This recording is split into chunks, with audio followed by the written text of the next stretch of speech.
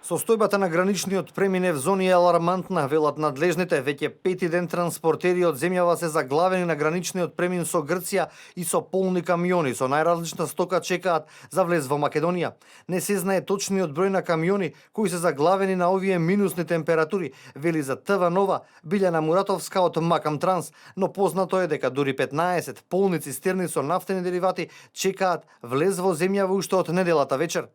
Во моментот, значи возилата кои што доаѓаат од Италија, од Турција, сегде се пренасочуваат на Дојрани, каде што царината заедно со инспекторските служби кои се на граничните премини прават бајпас и ги пропуштаат, малце поспоро движењето, меѓутоа се движат.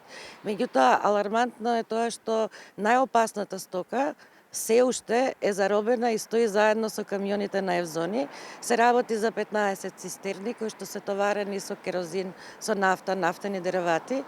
Така да они се обидеа во вторникот да поминат преку Дојран, меѓутоа од грчка страна царината не ги пушта затоа што тоа е акцизна стока и се вратија одново на Евзони. Стоењето на вакви возила со толку опасна стока ни Светската царинска организација не го дозволува, дава препорека дека секогаш мора да се пропуштаат без разлика какви се причините. За жал, тоа од грчка страна не се спроведува.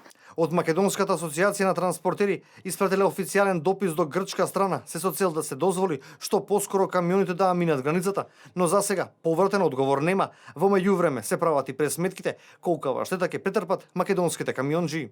Во 4,5 контактирав, не прашував дали има некоја промена, меѓутоа немаше.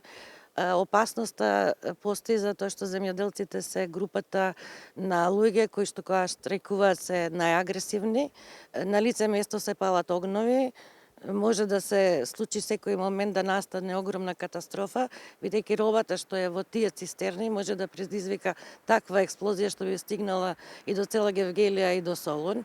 Блокадата на граничниот премин Евзони е поради штрајкот на грчките земјоделци. Тие не се согласуваат со најавените реформи во пензискиот систем во Грција. Ова не е прв пат грчките земјоделци да го парализираат транспортот на граничните премини. На почетокот на ланската година тие застанаа и на пругите, со што беше невозможен железничкиот транспорт. Штетите кои ги претрпе македонски железници изнесуваа неколку милиони евра.